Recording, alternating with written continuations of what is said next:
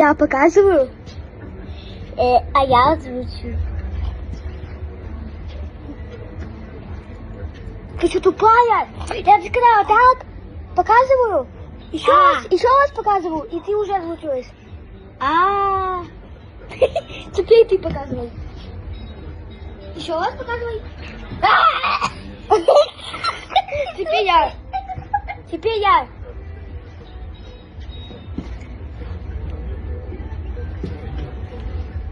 Озвучивай. Почти лево. Я же говорю, озвучивай. Лево? Да я даже ничего не знаю. Так ты что лево? Как озвучивать-то? Да что угодно хочешь, делай.